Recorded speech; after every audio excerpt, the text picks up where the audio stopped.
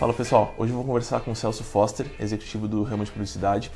Ele teve passagem pelas maiores agências do país, teve uma passagem expressiva pela ESPN também e atualmente é o Country Manager do PokerStars. Espero que vocês gostem. Celso, você trabalhou em uma série de empresas grandes, trabalhou em agências, empresas renomadas. Eu queria que você se apresentasse em 1 minuto, sem falar de nenhum aspecto da vida profissional. Ok. Meu nome é Celso Foster, eu estudei, fiz publicidade e propaganda na FIAN. Depois disso, eu fiz um MBA em administração de negócios pelo ITA-SPM, foi uma associação das duas escolas. Sou uma pessoa que adoro andar de moto, adoro andar de Jeep, eu tenho um Jeep 51, onde eu faço minha trilha. Eu tenho uma chácara e tem regiões boas para fazer trilha de Jeep, então de vez em quando eu volto coberto de barro. Adoro ler, gosto de música, tenho 2 filhos, um na faixa de 28 anos, outro com 32 anos, e portanto eu tenho que acompanhar o ritmo deles também e sou bastante cobrado por conta disso. Esse é o Celso. Então, um pouquinho rápido, você me pediu 1 minuto, não sei se passou, mas é por aí. Você me contou um pouquinho que você estudou na SPM e no ITA, você citou agora. E com certeza isso contribuiu para a sua carreira. Mas tem alguns aspectos bem sutis que a gente não aprende no meio acadêmico. Então, algumas qualidades que a gente consegue cultivar em outros ambientes. Então, paciência, capacidade de persuasão, habilidade para negociar. Com certeza, algumas delas você tem e você utilizou para chegar onde você chegou na sua carreira hoje. Com certeza. Quais são essas características e onde você conseguiu cultivar e aprender essas coisas mais sutis? Eu acho que teve uma experiência na minha vida que foi muito marcante, que eu fiz judô durante 8 anos na minha vida, tá? Numa fase de, eu diria que formação de personalidade. Eu tinha aí dos 7 aos 16 anos de idade, eu pratiquei judô e eu tinha um mestre que era um senhor japonês, e ele era muito filosofia. Então, numa época que você é garoto, que você está precisando provar muita coisa para o mundo, ele trabalhava muito esse lado de... Escuta, você não precisa brigar para provar que você é melhor, você não precisa disputar com alguém isso, tenha tranquilidade, seja muito centrado. Então, eu acho que isso teve uma influência muito grande na minha vida. Eu sou uma pessoa muito calma. Mesmo sob situações de alto estresse, esse tipo de coisa, eu consigo manter a tranquilidade, o raciocínio limpo para conseguir tomar as decisões corretas. Tá? Hoje eu trabalho no mundo do pôquer e aprendi também muito com os profissionais de pôquer essa lição de como é que você trabalha em situações adversas, tá? Quando você tem boas cartas na mão, quando você não tem boas cartas na mão, né? Então, como é que você lida com essas situações que não são as mais confortáveis? Mas eu acho que já é uma característica que vem da experiência acumulada mesmo da época de garoto com relação ao judô e das experiências. Aos 19 anos de idade eu comecei a trabalhar dentro de agência e isso me deu uma formação muito grande.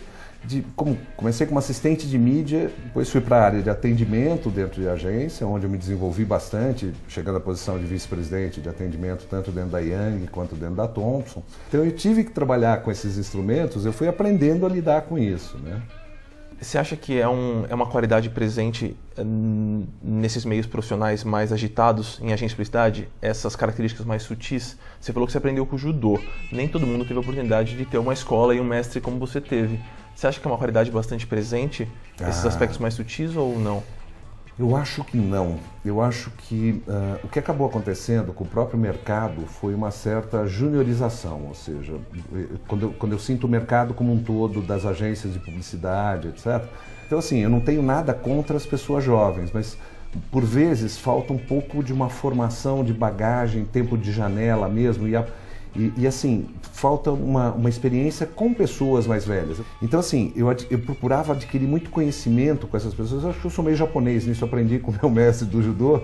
Assim, as pessoas mais velhas, elas têm muito para te ensinar, entendeu? Por quê? Porque elas já viveram experiências que você ainda vai estar vivendo, entendeu? Então, eu acho que isso falta hoje um pouco dentro do mercado. Então, eu sinto que falta talvez um pouco mais de bagagem e abertura para as pessoas, né? Falta professor de judô. Falta talvez professor de judô para te baixar um pouco a bola e falar, você não é tão importante quanto você acha que você é, entendeu? E você sempre trafegou em alguns ambientes que você parece que lida super bem. Então, meio publicitário, meio de relações públicas, talvez até um pouco de gestão de produto ali, de entender como é que aquele mercado funciona. Como é que você lida quando você está com um desafio numa área que você sabe que você não é tão competente assim? Eu busco aprender com quem é. tá? Então, por exemplo, dentro do poker, eu aprendi com os jogadores a entender como funciona a cabeça de um jogador de poker. Então eu tento entender o outro lado dessa questão. Sempre vai ter alguém mais experiente. Eu sou professor da Escola Superior de Propaganda também, e o que eu costumo falar para os alunos na primeira aula é o seguinte: olha, eu estou aqui para ensinar vocês um monte de coisa, estou aqui para aprender um monte de coisas de vocês, tá? Então é uma troca, ou seja, se você entender que a gente tem a vida inteira para estar aprendendo alguma coisa, isso fica muito mais fácil. Então, por mais difícil que seja a situação que você está vivendo, sempre vai ter alguém que já passou por uma situação semelhante com a qual você pode estar aprendendo, entendeu? Eu sou muito aberto a esse tipo de aprendizado. Eu busco estar informado a respeito do que está acontecendo, mas ao mesmo tempo buscar a formação das pessoas. Não tem ninguém melhor do que uma outra pessoa para te ensinar alguma coisa. Eu trabalho com consultoria financeira. Eu acompanho a vida financeira de algumas pessoas. Algumas elas estão com dívidas, precisam se organizar, outras estão levando a vida e não conseguem separar dinheiro, outras precisam de ajuda para investir. Eu estava conversando com um cliente e ele organizou a vida financeira, ele tinha uma receita alta e ficou tranquilo com relação a finanças. E aí no último papo ele comentou que a vida financeira estava organizada, mas que agora ele sentia um vazio, porque ele perdeu um jogo que ele gostava de jogar, que é atrás de dinheiro. Sei. E eu acho que é um problema factível de acontecer na vida de um executivo. Eu queria saber, aconteceu com você essa questão de perder um jogo de aquisições financeiras e uma busca por aquisições e ficar meio perdido sem saber para onde você vai agora? Como é que foi? Não, isso? eu acho que a gente tem que criar novos objetivos sempre, tá?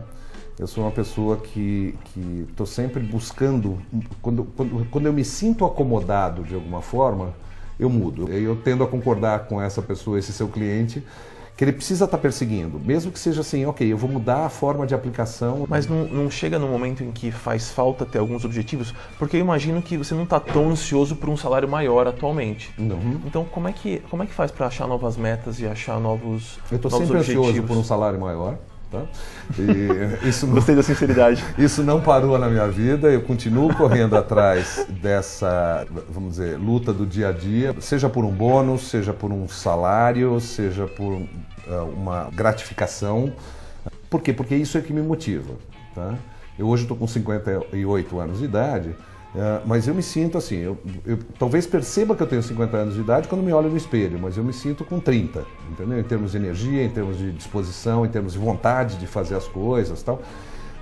Então não sinto um momento que eu acho que, por exemplo, eu esteja parando em alguma coisa, tá? Ou seja, eu continuo tendo uma vida, vamos dizer, jovem.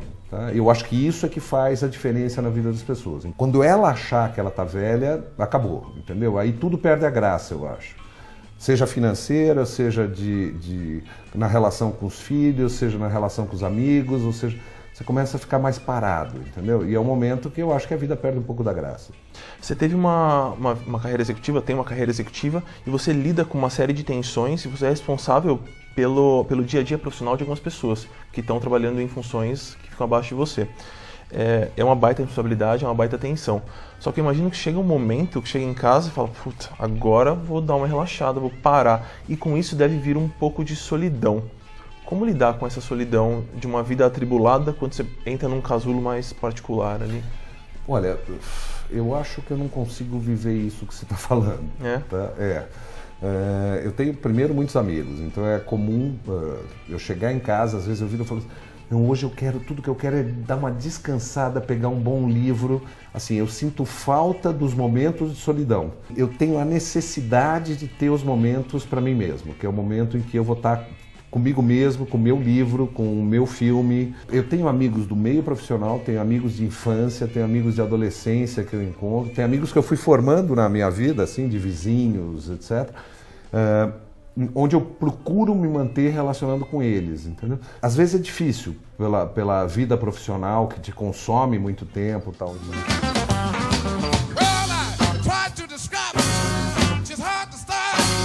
Celso, vou te perguntar um pouquinho sobre a sua família. Você tem 2 filhos hoje e você mora sozinho, como é que é? Como é que foi isso? Ok, eu fui casado 2 vezes, tá? Hoje eu tenho uma namorada e estamos super felizes, cada um morando na sua casa, que é um modelo que está dando certo, entendeu? e tenho 2 filhos. E a gente tem uma relação muito próxima. Quando eu me separei da primeira vez, o que eu fiz durante os 2 primeiros anos era o seguinte: eu encontrava com eles pelo menos uma vez por semana, à noite, para a gente jantar, etc. Porque eles sempre conviveram muito comigo, isso durante a semana. E no final de semana eu passava na casa da mãe deles, pegava eles na sexta-feira à noite e devolvia domingo à noite, já de pijama e os 2 estraçalhados. Assim. Então, assim, a nossa convivência é uma convivência assim, vira e mexe, eles vêm aqui para casa buscar um conselho, querem trocar uma ideia. Mas sempre foi possível manter essa proximidade com a família, ou a família sofreu um pouco com a ascensão da carreira profissional? Eu acho que sofreu. Quando eu tinha responsabilidade sobre a coordenação global da marca Lux, tá? Eu viajava muito. Então, de vez em quando, você perdia assim, o aniversário de um deles, ou o casamento de um amigo, por questões profissionais. Então, nem sempre foi possível estar conciliando tudo. E os relacionamentos, você acha que sofreram por conta da distância, da frequência de viagem? Você levava com você deixava aqui, como é que era? Eles ficavam aqui por causa de escola, esse tipo de coisa, era difícil conseguir conciliar. Assim, o relacionamento com filhos, eu acho que deu para segurar bem essa onda e tal. O relacionamento com mulher já é um pouco mais complicado, entendeu? Quando você fica 10, 15 dias fora, já a situação complica um pouco mais. Mas deu para levar bons relacionamentos nesse tempo todo? Deu. Foram casamentos sólidos, bacanas, com uma relação de muito respeito e tal. E eu acho que o casamento, só a instituição do casamento que não foi feita para ser eterna, entendeu? É um pouco complicado isso. Eu acho que depois de muito tempo de convivência e tal, ele perde um pouco. Ou as pessoas investem muito nisso, ou tentam manter, ou aceitar muito que talvez a paixão, etc., tenha apagado um pouco, mas tudo bem, a amizade fica, o carinho fica, etc., e vão levando isso. E às vezes você vira e fala o seguinte: não, talvez seja o momento de eu buscar uma nova relação na vida, né? Nosso tempo aqui é curto, não aqui na entrevista, mas na vida em geral a gente tem que fazer algumas apostas. Então as pessoas vão apostando, eu acho que o casamento é que vai me fazer feliz, eu acho que a minha carreira profissional, a gente vai meio que fazendo algumas. Você deve ter feito quando você era mais jovem, você vai renovando e mantendo essas apostas agora. Você acha que você acertou nas suas apostas de felicidade? Eu diria que talvez eu pudesse ter tirado um pouco o pé do lado profissional, porque eu pisei fundo no acelerador do lado profissional. Mas eu não sei se ele teria mudado muita coisa na minha vida, porque eu sempre fui uma pessoa muito dedicada profissionalmente. E você falou que acelerou um pouquinho demais na vida profissional e que você, se fosse escolher de novo, teria feito um pouquinho diferente. Aonde você teria investido esse esforço e esse tempo, se não fosse na vida profissional? Eu talvez tivesse investido um pouco mais em hobby, assim, de buscar alguma coisa que me desse bastante prazer. Mas não me arrependo, não. Eu acho que eu tive uma vida, e ainda tenho uma vida muito prazerosa, entendeu? E se você tivesse que dar... Tem muita coisa que você deve ter aprendido na vida profissional, claro. Exemplos que você consegue transpor para a vida pessoal, exemplos que se aplicam mais na vida profissional, e você quebrou a cara muitas vezes. Se você tivesse que dar um conselho que levou muito tempo para você adquirir, para você incorporar na sua vida, qual conselho seria esse? Eu acho que a gente falou um pouco a respeito disso, mas é de você enfrentar os teus medos, sabe assim? Eu vejo muitas pessoas com receio virar e falar: eu não sei fazer isso, tá? O não sei fazer isso falta uma palavra na sequência, que é: eu não sei fazer isso agora, tá? A gente tem uma capacidade de aprender tudo na vida. Então, o que eu daria de conselho para alguém é o seguinte: enfrente os teus medos e aprenda a fazer aquilo que você acha que você não sabe fazer. E eu queria falar sobre legado. Como é que você gostaria de ser lembrado? Olha, essa semana aconteceu um negócio muito bacana comigo, tá? Que eu entrei no meu Facebook e de repente tinha uma pessoa que trabalhou comigo na Thomson, que é a Karina, tá? Que talvez assista, quem sabe, o Papo de Homem, mas e a Karina...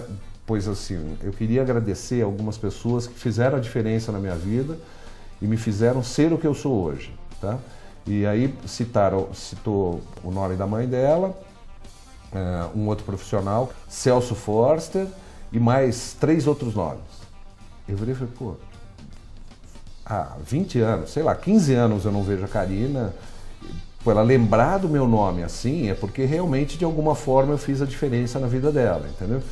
E aí eu mandei uma resposta, falou: pô, é muito bacana saber que de alguma forma eu impactei na vida de alguém. Mas eu nunca tinha ouvido de uma pessoa que na vida profissional, depois de ter trabalhado comigo 15 anos, a pessoa lembrar dessa forma e falar, me citar entre 5, 6 pessoas que fizeram a diferença na vida dessa pessoa. Então eu acho que só isso já é um legado para mim. Eu ter feito a diferença na vida de uma pessoa para o bem, Para mim já é uma satisfação pessoal incrível. Saber que você pode ter feito a diferença na vida de muitas pessoas, eu acho que esse é o grande legado que eu gostaria de deixar.